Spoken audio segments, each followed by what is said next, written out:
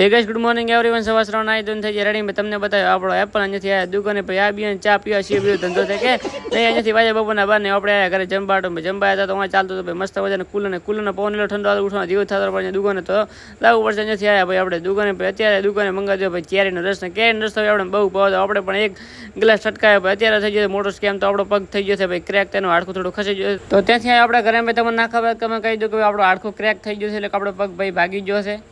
તો ભાઈ આપણે એડવાન્સ સ્ટાઇલ આખી ચેન્જ કરવી પડશે. આપણે ભાઈ પુષ્પરાજની સ્ટાઇલમાં એડવું પડશે તો હવાના પોને બીજો દિવસને ભાઈ નાઈ ધોઈને થઈ જાય આપણે એર ટિકિટને અત્યારે આવશે આપણે પાટો બંધાવવાનું કારણ કે આપણો હાડકો ક્રેક થઈ જશે. લઈ લીધું આપણું બાઇકને કારણ કે આપણે હેડી જ કહેતા નથી બાઇક લઈને લાવવું પડશે. નથી ભાઈ પોતે આપણે હાડવીના દવાખાને પહેલાં ડૉક્ટરે કર્યો આપણો પગનો ચેક તો એટલું બધું કોઈ આપણું હાડકું ક્રેક થયું ન હતું તો પહેલાં આપણે ડૉક્ટરે ભાઈ ઓગળી કરીને બરાબર નહીં તો મેડી ફાઇનલી બંધાઈ ગયો આપણો પાટણ ભાઈ નથી દવા નીકળી જાય ભાઈ આપણે ઘર તરફ ને ફાઇનલી પહોંચ્યા ઘરે 2 દિવસ વ્લોગ નહીં આવ્યા એના માટે 100 વ્લોગ થાય પૂરું મળે તમે બીજા વ્લોગમાં ત્યાં સુધી બાય બાય.